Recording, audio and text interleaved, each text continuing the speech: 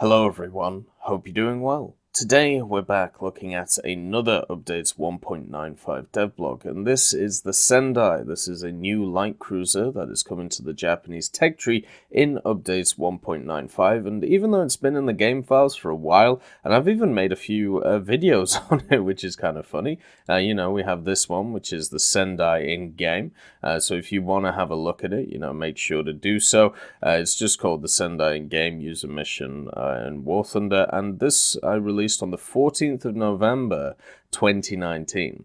There's also the fact that when we have a look at the Sendai, I believe it's been in the files since update 1.93, and it was kind of odd that it wasn't added then, because it would have made a little bit more sense, since this vehicle is not really groundbreaking when it comes to, a machine for naval, especially now that we have stuff like the Deutschland class coming out, the Graf Spee, and also the Prinz Eugen, another Admiral Hipper class. The Sendai is a light cruiser. It is not anything that really blows anyone away, and is very similar to a machine we already have in the game. The Sendai is actually fitted with 7 140mm, and this is very similar to the Kuma, which we already have there, and at least from people that I've talked to, it doesn't really blow anyone away when it comes to, of course, its armaments, but it does have a pretty cool history behind it,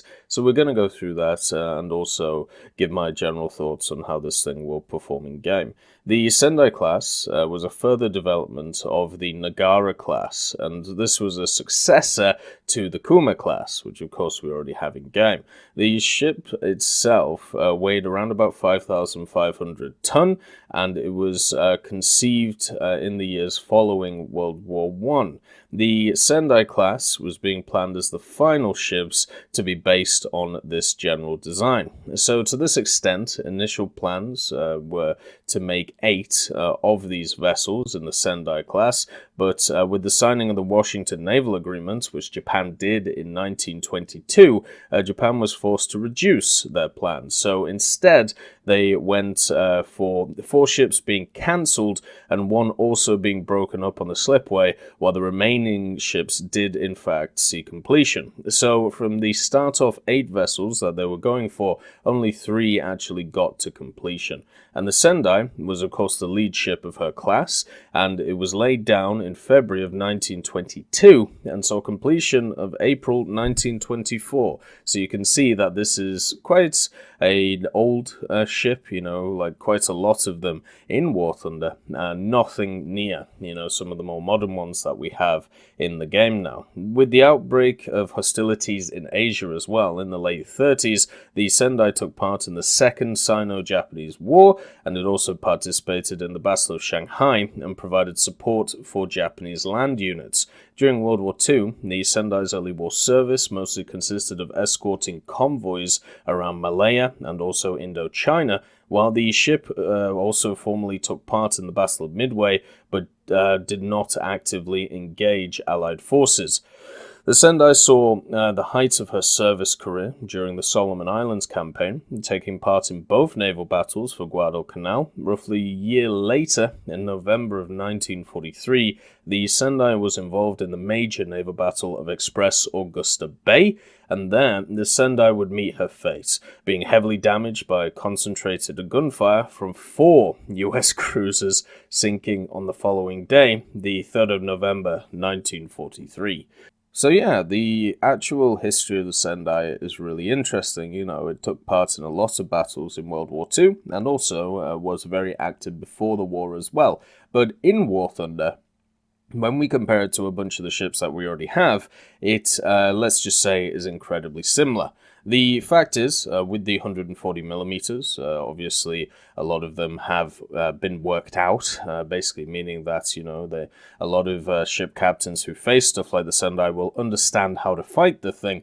And also, on top of it, when we look at its general, AA protection, you have 2 double 25mm, a quadruple one quadruple 25mm and also 13mm heavy machine guns, as well as 2 single rifle caliber 7.7 machine guns. So the Sendai, when it comes to AA armament, is improved, but it's not improved a ton. If we compare it to some of the other machines that we see at light cruiser level, it doesn't have a ton of stuff going for it. It also has a double torpedo launcher, which is pretty cool to see. 2 on either side of the ship.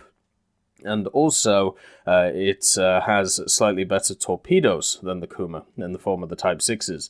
The other thing as well is it has a reload on those torpedoes, so you carry 8 of them on board.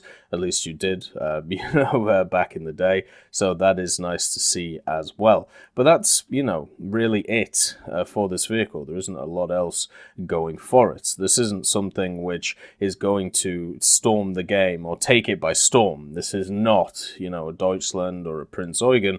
This is just a standard generic light cruiser, and I really hope it means that in War Thunder, in update 1.95, there is something else for Japan. With all of these nice new toys coming for a lot of nations, we've got the Roycat, of course, for the British. We have the 2 large ships coming for the Germans. We even have from other patches stuff like the Helena and also the Premium Belfast. You have these really, really interesting, larger ships, whereas the Japanese right now, they're stuck in a situation where they don't have a fully filled out, top dog lineup yet. And that's kind of sad to see, as somebody who's been doing a lot of reading about the Imperial Japanese Navy in World War II, it would be nice to see it represented properly at the highest tiers. And at least right now, yes, it's getting there. We do have some vehicles, but if we talk about filling out lineups, the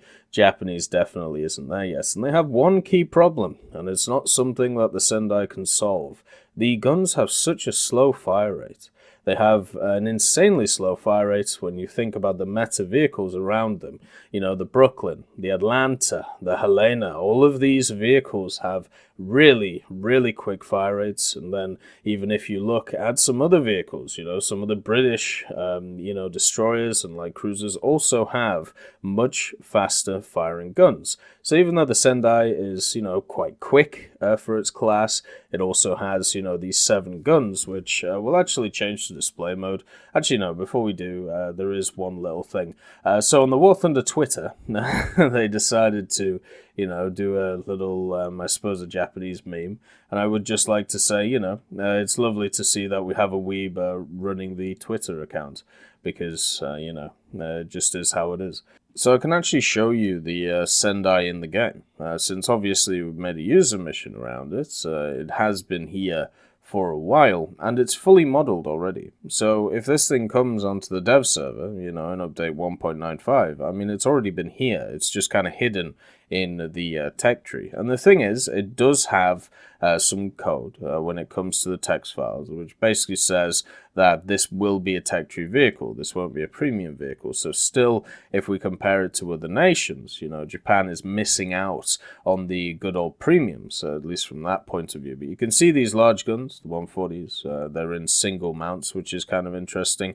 The main issue for me is the way that the guns are situated. So you have 3 on the back right here. And by the way, having a gun here under the launcher for this plane massively limits it when it comes to its turning ability, because it cannot turn 360 degrees. So that's just annoying. Also, this being here above this gun, creates a physical model for it to be in the way. And once again, this here gets in the way of this gun, which is really well modeled. It's this thing has a beautiful model on it, even down to the ships on board. Here are some of the 25 millimeters that it was talking about in dual mounts, and here are the torpedoes as well. The other torpedoes are sat here, but this is where there is a slight problem. So kind of like a lot of other ships, the Soviets, the Kirov kind of comes to mind, or the Krasny, Krasnys, sorry. You have a 140 on this side, and then you have a 140 on this side, and this pretty much means that you're in a situation where you're in a situation where you can't get all guns on target at once. So therefore, at any target, the most you're going to have is 6 140s looking at it. Now, we have a bunch of light and heavy cruisers in game which have way more firepower than this and also have much better rates of fire than it. So the question is, what is the reason to take this over some of those? I mean, you can make an argument for the torpedoes, I suppose. You can't make an argument for its secondary armament, since it is incredibly lacking compared to some of them. If we talk about survivability, I mean, speed, yes, it is a quick vessel. It also has a bunch of smokestacks, and let's just see, is anything modeled in here? Oh, look, there's the engine. But the smokestacks, you know, it's going to be very hard to knock them out because there's 3 of them. The armor is incredibly lackluster on this machine. You know, it should get eaten up by other cruisers. So overall, if I have a think about it, you know, when it comes to destroyers, it won't be very good against destroyers because the rate of fire is not there, and it will still win against them, but it won't be very good against them. Against other light cruisers, it should just get out DPM'd, and also, you know, it only has the few torpedoes to deal with them. It does have the speed, but once again, when people figure out where you're going, it's kind of hard to hide yourself when you're in a light cruiser. And then the other thing is you won't be able to take as many hits. Maybe you'll get a little bit lucky with the 140s and, you know, ammo rack people, which is always fun to see. But at the end of the day, I don't like, you know, hoping that luck is on your side. The thing is, at the end of the day, this is not a meta vehicle. This is not something which you can bring into the battlefield and will do extremely well in. When it comes to Japan, it's nice to see that they are getting another ship. And at the same time, for me, when I think about Japan and when I think about what the Germans are getting this update, this kind of pales in comparison to that. So it's just one of those things that hopefully is addressed when it comes to Japan. Maybe they get something else, because obviously that is a trend that we've been seeing. I'm hoping that they get some air vehicles, which, you know, were leaked a while ago, since they look really cool. But at least right now, if they only get this, it's once again another sad patch for Japan. I hope you all have a wonderful day, and I'll see you next time. I'd just like to thank Ambrosius McClellan, B. Young, Blackie, Daniel Stanton, Jay Wilt, John Ryman, Joseph Anders, Martinez, Moxie, Super Cacti, Uyans Terry, E-Love Goat, and Seductive Trash Can for supporting the channel.